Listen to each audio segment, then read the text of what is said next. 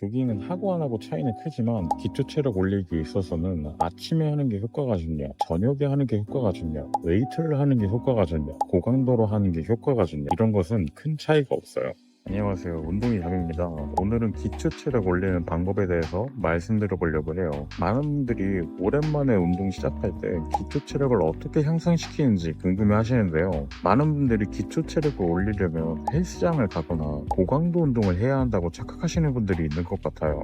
말 그대로 기초 체력은 기초 체력입니다. 그렇기 때문에 나름 운동을 열심히 하고 기초 체력을 잘 다졌다 생각을 했는데 체력이 그대로다 하시는 분들은 이걸 안 해보신 거예요. 우리는 보통 운동을 해야겠다라고 마음먹으면 헬스장에 가서 PT 끊고 웨이트부터 시작하거나 재밌고 멋있는 거 하고 싶어서 테니스, 요가, 필라테스 같은 운동으로 시작하려고 합니다. 운동을 예전에 좀 해봤다 하시는 분들은 고강도로 해야 효과가 빠르지 하면서 크로스핏, 스피닝 같은 빡센 운동부터 찾는 분도 있으신데요.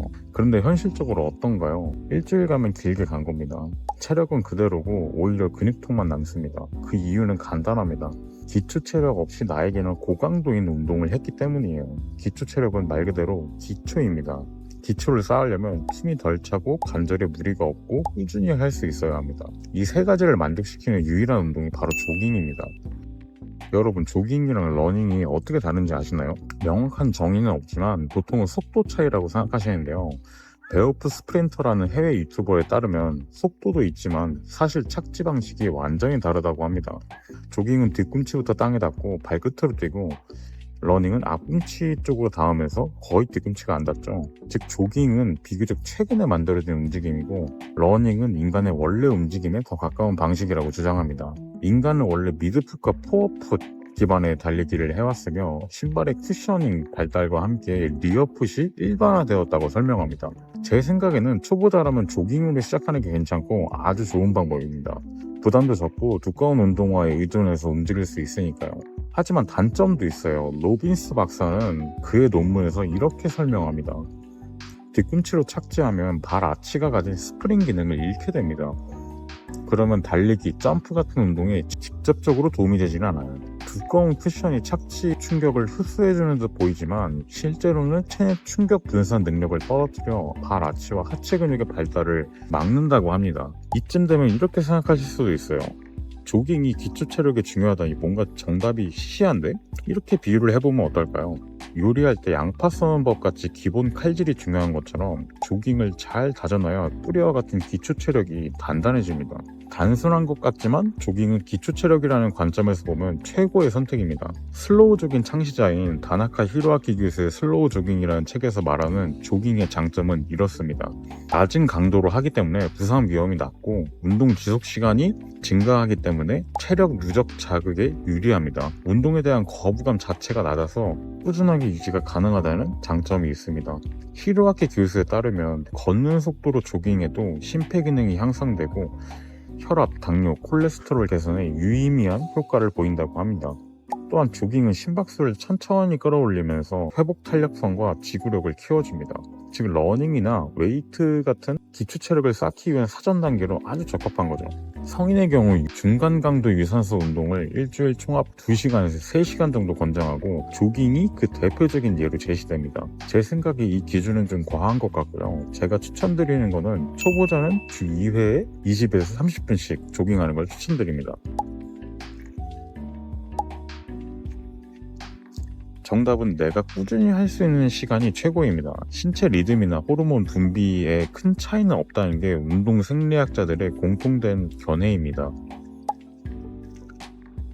목표에 따라 다릅니다. 근육을 키우는 게 목적이라면 웨이트가 맞지만 기초 체력을 다지고 싶다면 무조건 조깅이 먼저입니다. 심폐지구력과 회복력 없이 근육만 키우면 오히려 일상에서 쉽게 지치게 되고 몸이 뻣뻣해지기 쉽습니다.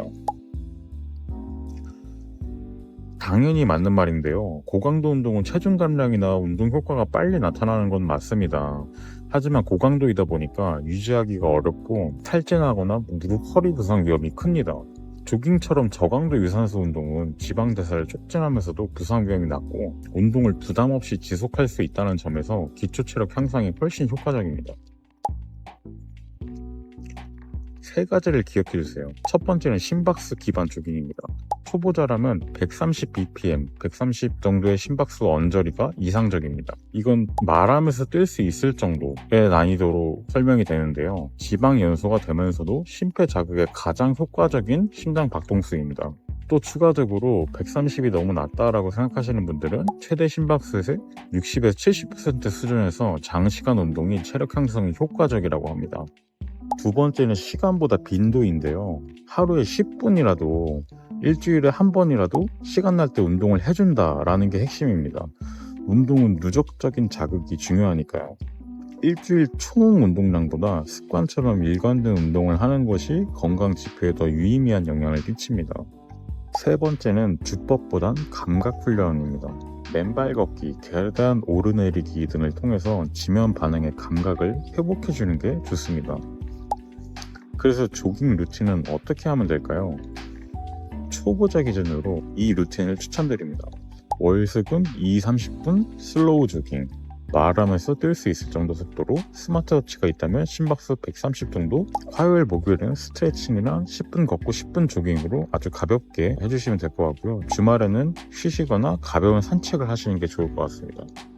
이 루틴만 한 달간 꾸준히 유지해도 아침에 버스나 지하철 시간 늦어서 뛸 때 숨이 안 차는 기적을 느끼시게 될 겁니다.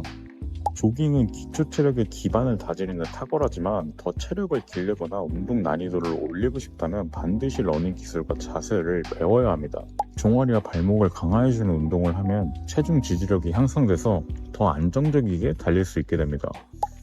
포어풋, 미드풋 같은 발 착지에 변화를 주면 에너지 효율이 증가해서 더 멀리 뛸 수 있게 됩니다. 스프린트, 방향 전환 같은 기술들이 러닝을 하게 되면 필수적이게 됩니다. 기초 체력을 키우는 데 있어서 고강도 운동도 헬스도 운동 시간대도 중요한 게 아닙니다. 처음부터 잘하는 사람 없습니다. 안 하던 걸 해버릇 해줘야 무언가 새로 얻어가는 게 있습니다. 가장 중요한 건 일단 그냥 뛰어보는 겁니다. 조깅은 그런 습관을 들이기에 가장 쉽게 할 수 있는 운동입니다.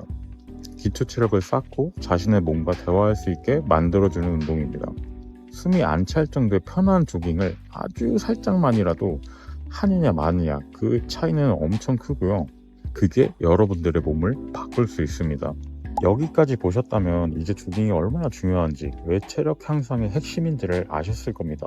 그런데 막상 해보면 이상하게도 조깅이 꾸준히 이어지지 않는 분들이 있습니다. 왜일까요?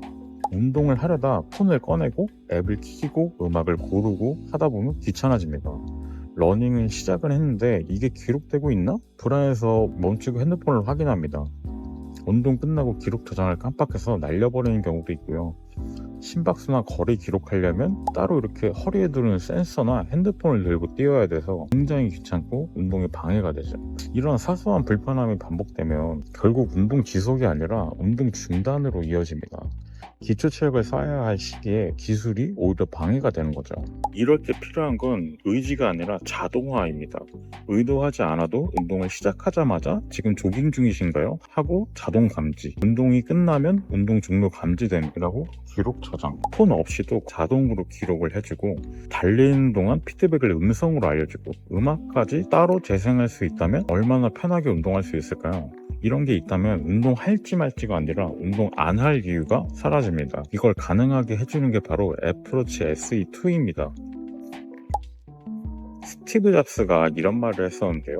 사람들은 뭔가를 경험해보기 전까지는 자신이 정말 원하는 게 뭔지 모른다. 운동을 오래 했지만 저는 운동할 때 제가 원하는 게 뭔가 있다는 것조차도 몰랐습니다.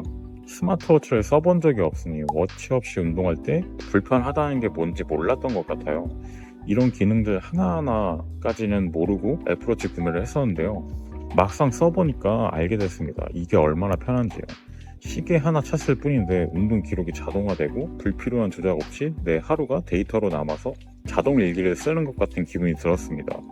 기능들을 간단 요약하자면 이렇습니다. 산책이나 조깅하러 나간 순간 내가 운동하는 걸 자동 감지해주고 운동이 끝나면 자동으로 종료시켜주고요. 심박수, 시간, 거리, 칼로리 이런 여러 운동 효과와 기록에 관련한 것들을 자동으로 기록해줍니다. GPS로 경로 기록이 폰 없이도 가능합니다. 달리기 중에도 음성 피드백으로 매 킬로마다 러닝 속도가 어떤지 알림을 받을 수 있습니다. 음악도 핸드폰 없이도 재생이 가능합니다. 운동선수를 할 게 아니기 때문에 울트라 애플워치, 가민워치 같은 엄청 좋은 기능을 가진 고가의 스마트워치가 솔직히 필요가 없습니다. 이런 기능을 가지고 싶으신 분들은 구매를 하는 게 좋습니다.